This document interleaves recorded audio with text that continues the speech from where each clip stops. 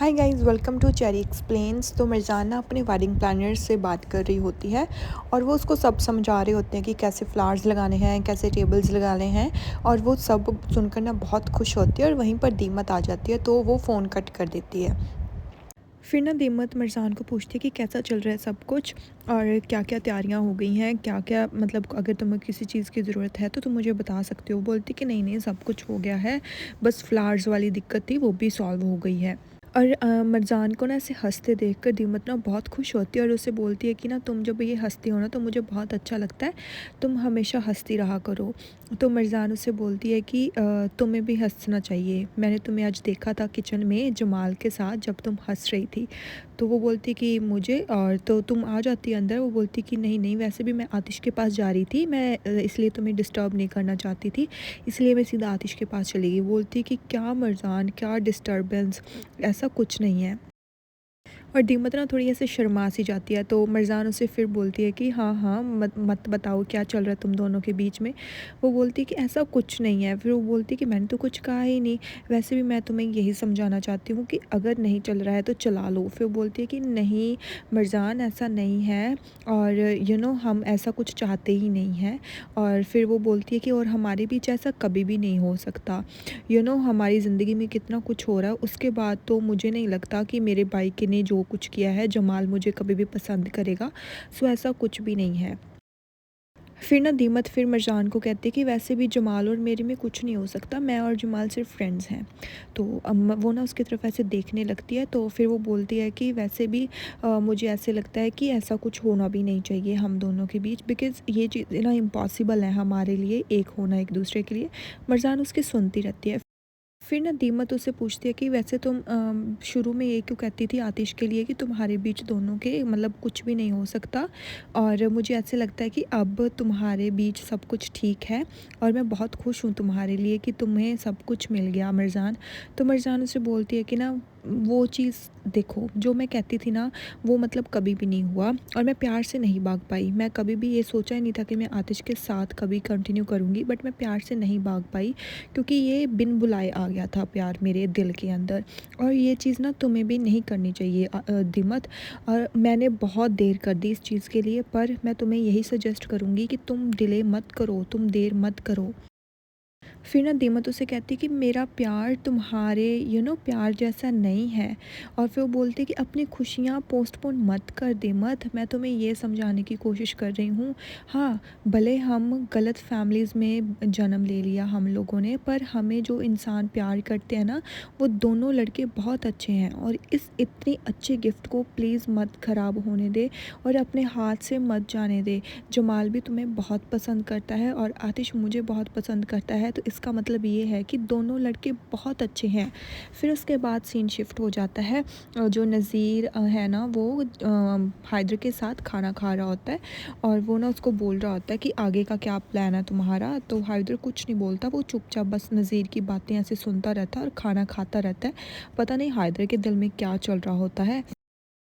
और ये सब चीज़ें ना नज़ीर भी नोट कर रहा होता है। और वहीं हमें दूसरी ओर दिखाया जाता है कि नज़ीर का एक आदमी जो आतिश है वो पकड़ लेता है और ना जमाल उससे मनवाने की कोशिश कर रहा होता है कि मतलब हैदर कहाँ पर है और नज़ीर कहाँ पर है, पर वो आदमी कुछ नहीं बोलता और वो आदमी वो कॉन्टीन्यूसली ऐसे बोलता रहता है कि मुझे नहीं पता। फिर आतिश उसके पास आता है और बोलता है कि सच सच बता कि नज़ीर कहाँ पर है। तो आदमी फिर से बोलता है कि मेरे को भाई सच में नहीं पता कि वो कहाँ पर है, और मेरे को सच में कसम लगे मेरे को इस चीज़ के बारे में कुछ भी नहीं पता। तो जमाल ना फिर उसे गुस्से में बोलता है कि इस तरीके की बकवास करने की ज़रूरत नहीं है। वो बोलता है कि मेरे बच्चों की कसम लगे मेरे को सच में नहीं पता। तो जमाल उसे बोलता है कि अपने बच्चों को तो इस चीज़ में मत इन्वॉल्व कर। तो फिर ना जो आतिश है वो बोलता है कि चलो कोई बात नहीं, मैं तुम्हें ना एक दिन देता हूँ, अगर एक दिन के बाद भी तुम्हें ने मतलब सच नहीं बताया तो देख लेना। फिर वो बोलता है कि वैसे भी उसने मुझे पकड़ लिया तो वो मुझे छोड़ेगा थोड़ी।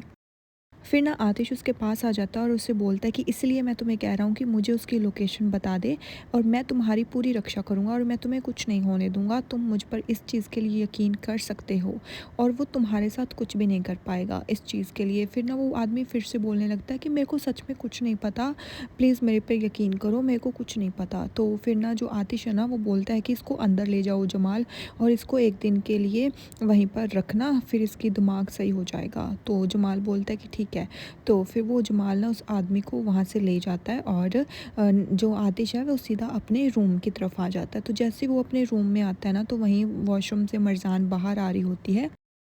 फिर ना आतिश से पूछती है कि क्या हुआ, आज तुम्हें ज़्यादा काम था क्या और तुम ठीक हो? तो वो बोलता है कि हाँ मैं ठीक हूँ। तो तभी ना उसके हाथ पर ना उसे चोट लगी दिखती है। तो वो बोलती है कि आतिश क्या हुआ, क्या तुम ठीक हो? वो बोलता है कि हाँ हाँ मैं ठीक हूँ, तुम प्लीज़ मेरे लिए डरो मत, सब कुछ ठीक है। तो वो बोलती है कि ये क्या है? वो बोलता है कि ये मतलब ऐसे ही लग गया, तुम टेंशन मत लो।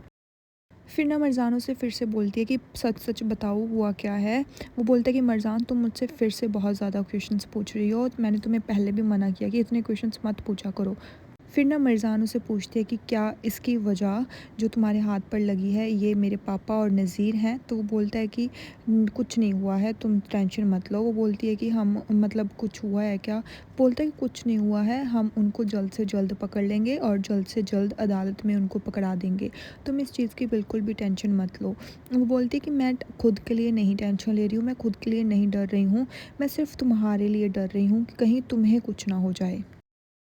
फिर ना आतिश उससे बोलता है कि तुम मेरी टेंशन मत लो, मैं ठीक हूँ, तुम्हें मेरी बिल्कुल भी फ़िक्र करने की ज़रूरत नहीं है और जब तक तुम मेरे साथ हो मुझे कुछ भी नहीं हो सकता, समझ में आई? तो प्लीज़ मेरी टेंशन लेना बंद कर दो और इन चीज़ों के बारे में बिल्कुल भी नहीं सोचना है तुम्हें, तुम्हें सिर्फ़ सोचना है तो हमारी शादी के बारे में कि तुम्हें क्या प्रिपरेशंस करनी है, क्या करना है, क्या नहीं। तो अब सिर्फ़ हमारी शादी के बारे में सोचो और हनीमून के बारे में भी सोचो। तो हनीमून का नाम सुनते ही ना वो शर्मा सी जाती है, आई डोंट नो शर्माती कि क्या करती है। फिर ना वो बोलती है कि मेरे को ना स्टडी में थोड़ा-सा काम है, तो मैं वो काम करके अभी आती हूँ और मेरे को थोड़ी चीज़ें हैं वो देखनी है। तो वो बोलता है कि हाँ, कोई बात नहीं। वो बोलती है कि मैं जाऊँ? फिर वो बोलता है कि हाँ, तुम जाओ, मैं भी कपड़े चेंज कर लेता हूँ। फिर उसके बाद ना आतिश अपने कपड़े चेंज करने लग जाता है और तभी उसको एक कॉल आती है और वो मतलब वो कॉल पर बात करने लग जाता है। फिर नेक्स्ट सीन दिखाया जाता है मरज़ान का। मरज़ान ना अंदर बैठी काम कर रही होती है और तभी वहाँ पर ना आ जाता है आतिश। तो जैसे ही आतिश वहाँ पर आता है ना, वो बोलता है कि क्या तुम्हारा काम हो गया? वो बोलती है कि हाँ, तुम यहाँ पर क्यों आए? मेरा काम वैसे भी हो गया था, तो तुम्हें कोई काम है? वो बोलता है कि हाँ, मुझे ना थोड़ा-सा मेल वगैरह सेंड करना है ज़ाहिदे को। तो वो बोलती है कि ओके, तो मेरा काम ऑलरेडी हो गया है, तो मैं गार्डन में जा रही हूँ थोड़ा टहलने, तो जब तुम्हारा काम हो जाए तो तुम मेरे पास आ जाना, तुम मुझे भी जॉइन कर सकते हो। वो बोलता है कि हाँ, ओके ठीक है, और वैसे भी मेरा काम ज़्यादा टाइम नहीं लेगा, तो मैं अभी तुम्हारे पास आ जाता हूँ। फिर ना वो ओके बोलकर वहाँ से जाने लगती है। बहन मत जा, मत जा, बहन मत जा, मेरी बात मान ले। फिर मिर्ज़ान वहाँ से चली जाती है और आतिश ना अपना काम करने लग जाता है, लाइक मेल वगैरह भेजने लग जाता है। फिर ना हमें नेक्स्ट सीन में दिखाया जाता है मिर्ज़ान जैसे ही बाहर आती है ना, तो अंधेरे में हाइदर भी उसकी तरफ बढ़ रहा होता है। तो मिर्ज़ान को अभी पता नहीं होता। तो जैसे ही वो हाइदर मिर्ज़ान के सामने आकर खड़ा हो जाता है ना, तो मरज़ान ना एकदम से ऐसे घबरा जाती है। वो बोलती है कि पापा आप यहाँ पर? और वो बोलता है कि मरज़ान। तो मरज़ान ना अपने पापा को देखकर वहाँ से भागने लगती है, बट हाइदर ना उसको भागने नहीं देता और हाइदर ना उसको आके पीछे से पकड़ लेता है और बोलता है कि मरज़ान चुप हो जाओ और चुपचाप अंदर चलो। वो बोलते हैं कि पापा आप क्या कर रहे हो? वो बोलता है कि मैंने कहा ना कि चुप हो जाओ, बिल्कुल भी शोर नहीं करना है तुम्हें।